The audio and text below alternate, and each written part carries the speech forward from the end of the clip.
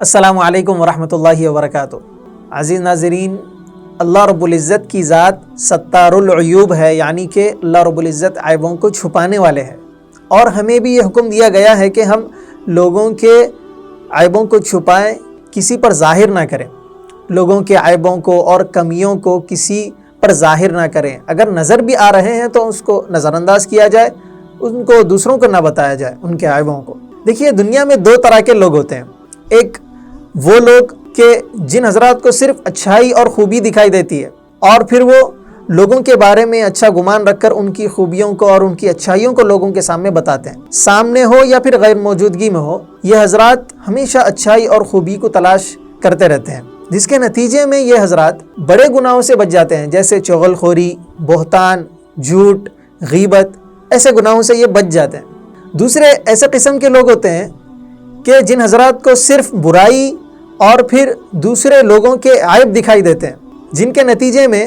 یہ حضرات دوسروں کے عیبوں کو تلاش کرتے ہیں،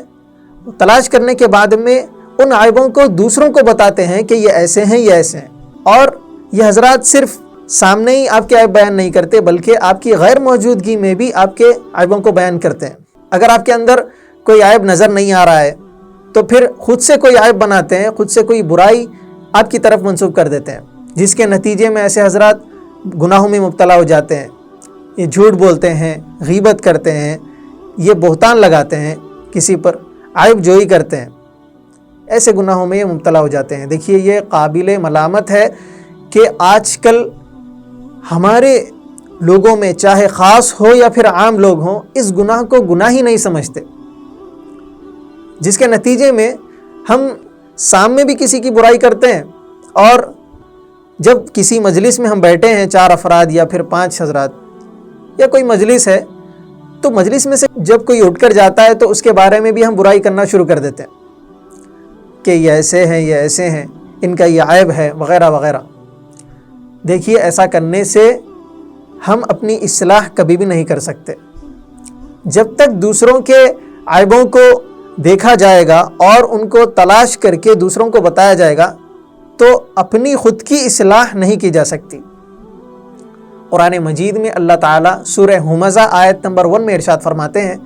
وَيْلٌ لِكُلِّ هُمَزَةٍ لُمَزَةٍ، کہ ہلاکت و تباہی ہے اس شخص کے لیے جو لوگوں کے عیبوں کو تلاش کرتا ہے اور پھر وہ دوسروں کو بتاتے پھرتا ہے۔ دوسری جگہ اللہ تعالیٰ قرآن مجید سورہ حجرات آیت نمبر 26 میں ارشاد فرماتے ہیں، وَلَا تَجَسَّسُوا، اور تجسس نہ کرو، یعنی کہ کسی کی جاسوسی نہ کرو، کسی کے عیبوں کو تلاش مت کرو، کسی کی ٹوہ میں نہ رہو، کیونکہ اللہ کے نبی صلی اللہ علیہ وسلم ارشاد فرماتے ہیں کہ جو شخص دوسروں کے کمزوریوں کو تلاش کرتا ہے تو اللہ تعالیٰ اس شخص کے کمزوریوں کو تلاش کرتے ہیں، اور پھر اللہ تعالیٰ ایسے شخص کو اس کے ہی گھر میں رسوا اور ذلیل فرما دیتے ہیں۔ عیب گوئی کا بہت ہی برا انجام ہوتا ہے۔ ایک دوسری حدیث ہے، حضرت عبداللہ ابن عباس رضی اللہ عنہما سے روایت ہے کہ اللہ کے نبی صلی اللہ علیہ وسلم ارشاد فرماتے ہیں، جو شخص کسی دوسرے کے عیب کو چھپاتا ہے تو اللہ تعالیٰ قیامت کے دن اس کے عیبوں کو اور گناہوں کو چھپا دیتے ہیں،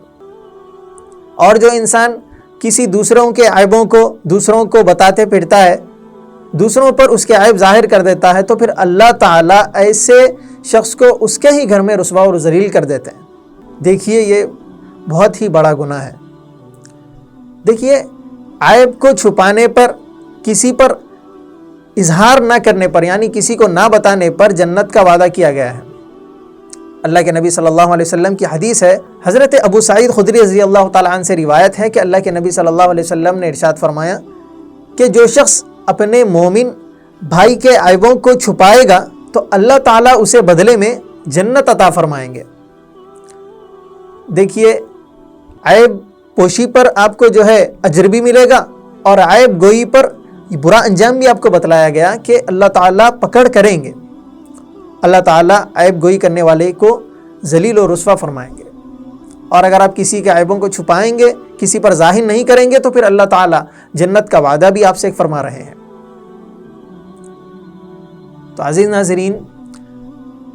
دیکھیے،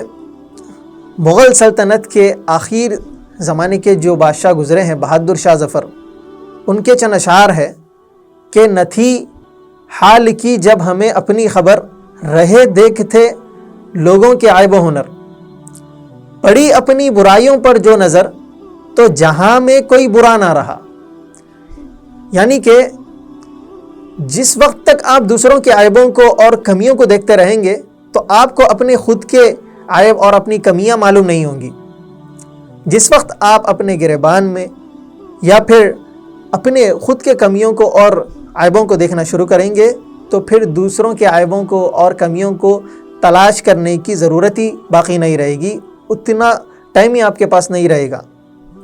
اللہ تعالی ہم تمام کو اپنی اصلاح کرنے کی توفیق عطا فرمائے۔ اللہ تعالی ہم تمام کو عیب جوئی اور عیب گوئی کرنے سے بچائے رکھیں۔ اللہ تعالی ہمیں توفیق عطا فرمائے، آمین یا رب العالمین۔ السلام علیکم ورحمۃ اللہ۔